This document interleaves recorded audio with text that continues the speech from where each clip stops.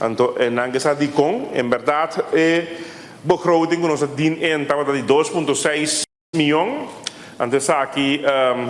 via Ministerio de Financiën, a corte in tena 950.000 florin. Anto, essa aqui,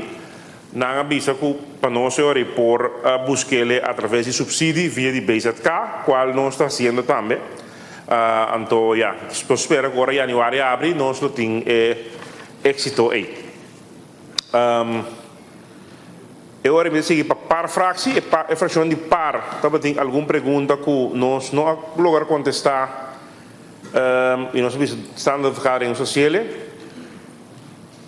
Nanta bisa que em 2022 não estava em sprake de capital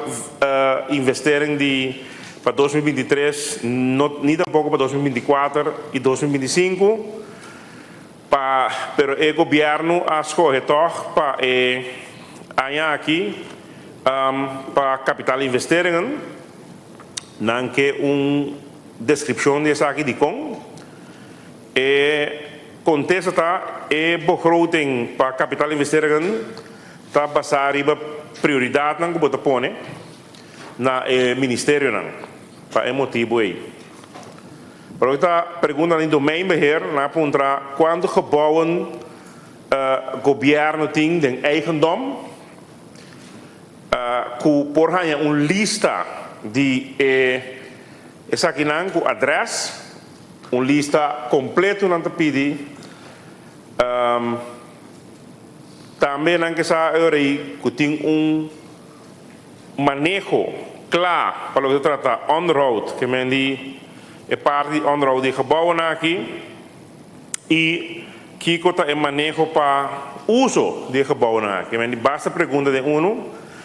e também por último não te pergunta de mesma coisa que é leegstand.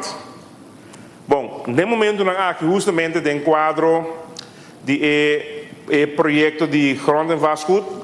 nós estamos bezig via de landenpakket Curaçao, com a uitvoeringsagenda, que nós estamos bezig de trazer justamente aqui de kaart,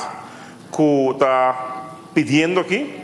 que ainda nós não podemos lijsten, lo qual assim não está, nós agora aqui nós saco está mais ou menos 300